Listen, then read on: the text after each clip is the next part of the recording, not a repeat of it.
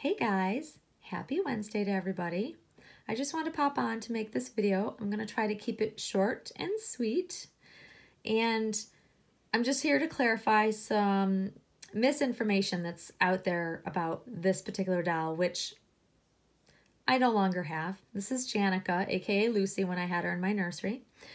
I do not understand it, but there is so much chatter about this doll out in the doll community. I know she's a very loved doll. I know a lot of collectors really enjoy her. And there's just a lot of talk about her. And there's a lot of misconceptions that have been rolling about the community for quite some time now.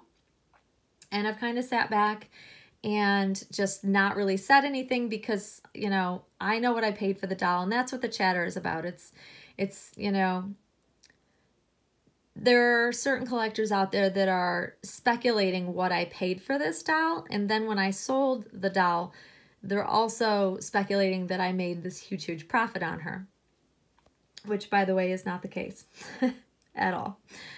And that's kind of part of, you know, this really is part of what the hobby is about. It's just, you know, we all have curiosities about dolls, what they're being bought for, what they're going for when they're sold on.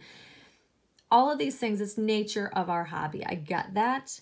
But unfortunately, what it's turned into is a lot of chatter that I'm taking advantage of other collectors when they buy my dolls from me, which is crazy because I don't force anybody, have never forced anybody to pay a certain price for any doll that I've sold.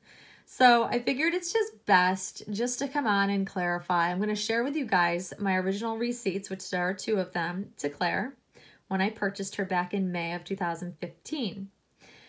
That way, hopefully, people will know. And then for all those that have reached out to me, because there have been several people reaching out to me asking many questions around this doll. She's mysterious, I guess.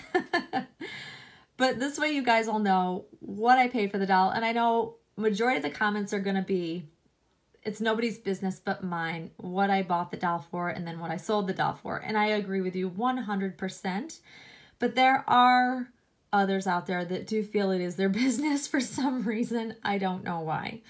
I could care less what people buy and sell their dolls for. It really does not interest me to know. The only dolls I'm interested in knowing about are the ones I'm potentially buying. And if I'm okay with the price, then nobody else should care what I pay for the doll. Period. But unfortunately, that's not how all collectors are in our hobby. And a lot of people like to just be nosy. And so for those of you that want to know, I'm happy to share it because I have nothing to hide. I'm very honest. I've always been upfront and very honest about what I pay and sell my dolls for. It's not a big secret.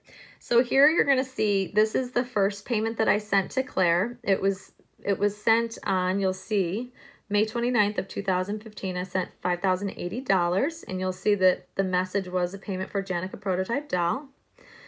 And then the second payment, and I have a whole file of all my correspondence with Claire and around this doll, and you know, any of the dolls that are super important, or I keep correspondence on. I think it's just smart too. And I guess it is smart because here I am going back to it. Glad I saved it because my PayPal doesn't go back this far. But anyways, here's the second payment of $920 to Claire Taylor Dolls. Once again, you're going to see it was May 29th, 2015.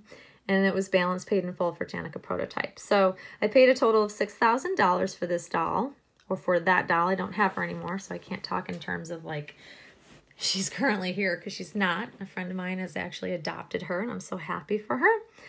And anyways, so I'm hoping this clarifies things for people that might be super curious. And for those that have reached out to me, you already know the story with this because I've already explained it to my friends who have asked me out of curiosity because they've heard things.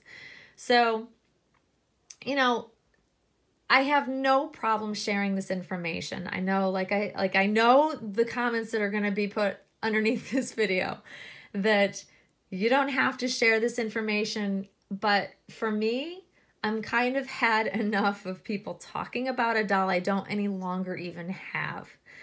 I'm kind of at the point where I am just over it and ready to just put it to bed. So I'm hoping this will do just that. You know, I get that people are curious and I get that they like to talk about stuff, but honestly, Oh, I'm so tired of people asking me about this doll.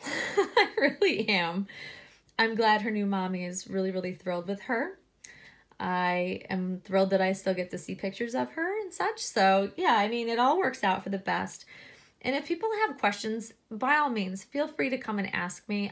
People ask me questions about dolls I've had in my collections, current and past, and I am always happy to share the information because I think putting the correct, truthful information out there in the community is very, very good for collectors so that you know.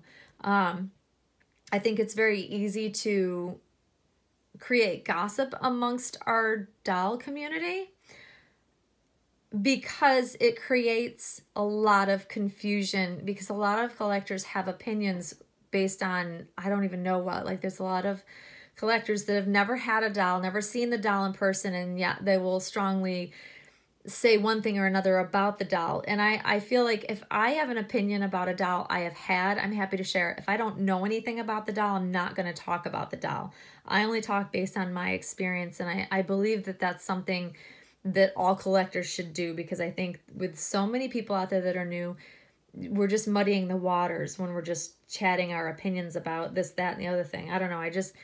It's hard. I can't imagine coming into this hobby now and trying to buy a doll, like, and learning about it, because it's confusing, because ultimately you can have literally a doll made within a day of one another, and they could be very different dolls. The silicone could be different, the painting is different, like everything can be so different from one doll to the next. So you can't make the assumption that just because it's a Janika that they're all created equally, because they're not. They're all going to be different, and hence different pricing. You know, Claire charges what she charges, and that's what we pay, you know, and people want to pay it or they don't. But it is what it is. So I'm just glad to clarify this. I'm hoping that this makes people out there happy to know the information that wanted to know. And therefore, yeah, we can put this to bed. I'm hoping anyways. But anyways, I'm going to wrap it up here. And yeah, that's pretty much it. I'm trying to keep it as quick as possible. So I hope everybody has a great Wednesday night, and we'll see you all soon. Thanks for watching, guys. Bye-bye.